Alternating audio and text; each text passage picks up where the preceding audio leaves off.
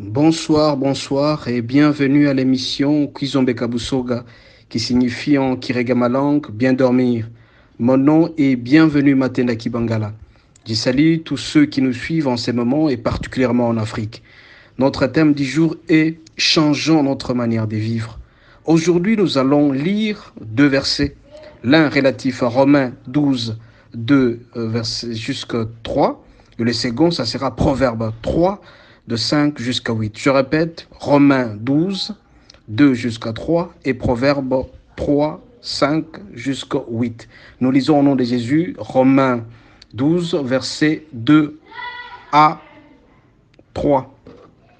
Ne vous conformez pas au siècle présent, mais soyez transformés par le renouvellement de l'intelligence, afin que vous discerniez quelle est la volonté de Dieu, ce qui est bon, agréable et parfait. Par la grâce qui m'a été donnée, j'ai dit à chacun de vous de n'avoir pas de lui-même une trop haute opinion, mais de revêtir des sentiments modestes selon la mesure de foi que Dieu a départie à chacun.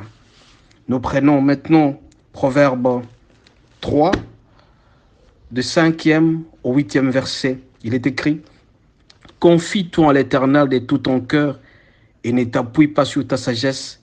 Reconnais-le dans toutes tes voies et il aplanira tes sentiers. Ne sois point sage à tes propres yeux. Crains l'Éternel et détourne-toi du mal.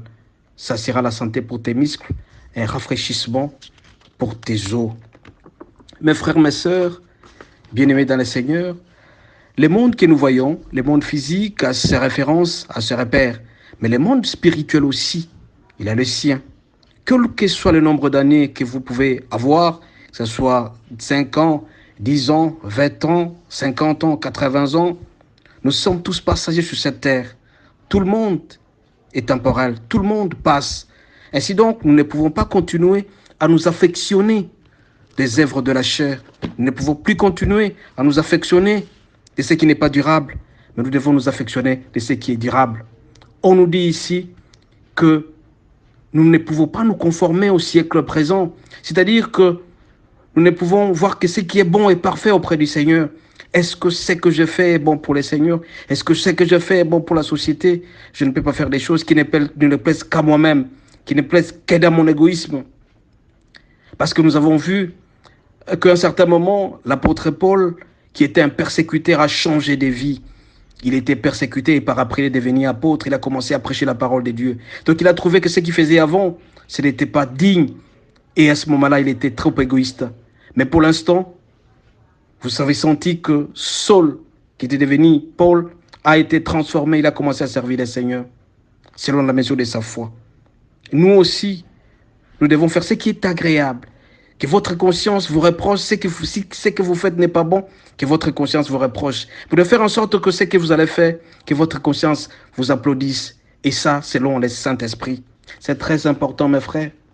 Et si vous lisez encore une fois au niveau des Proverbes, on nous demande de nous confier totalement à l'Éternel, de tout notre cœur, de ne pas nous appuyer sur notre sagesse. Notre sagesse nous induit très souvent en erreur. Nous devons reconnaître nos voies auprès du Seigneur. Nous devons être sages auprès du Seigneur. Nous ne pouvons pas être sages à nous-mêmes.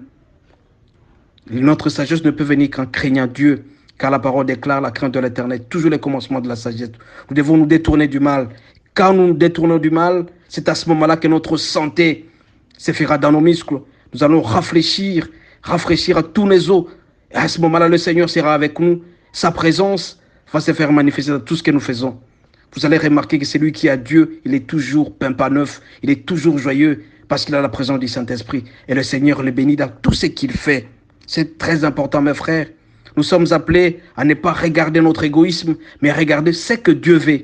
Parce qu'en posant des actes qui ignobles, qui ne plaisent pas à Dieu, nous allons nous poser la question, et après? Si je fais du mal à un ami, et après?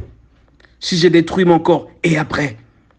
Si je ne fais pas ce qui est bien auprès du Seigneur, et après? Parce que nous devons regarder la vie éternelle. C'est la vie éternelle qui pèse beaucoup plus sur nous. Et donc, mes frères, mes sœurs, nous devons nous mettre dans un régime qui spiritualise nos pensées. Quand nous spiritualisons nos pensées, à ce moment-là, nous faisons plaisir au Seigneur. Nous faisons plaisir au monde qui nous entoure. Et le Seigneur sera très heureux. Nous allons réussir sérieusement. Pendant notre séjour sur cette terre, ne faisons-tu pas du mal. Nous devons nous détourner du péché. Nous devons aller de l'avant. C'est cette manière de changer notre vie qui fera plaisir au Seigneur. Changeons notre vie à l'instar de Paul qui était Saul et qui a changé complètement et qui a fait plaisir auprès du Seigneur. Nous devons demander à Dieu de nous renouveler, de renouveler notre intelligence, que notre pensée soit toujours une pensée captive, une pensée pieuse auprès du Christ et que le Saint-Esprit nous aide davantage. Sans le Saint-Esprit, nous sommes pratiquement incapables de faire quoi que ce soit. C'est l'intelligence du Saint-Esprit qui pourra nous faire en sorte que nous puissions aller de l'avant. Mes frères, mes sœurs, nous sommes prêts à pouvoir changer. Changeons notre manière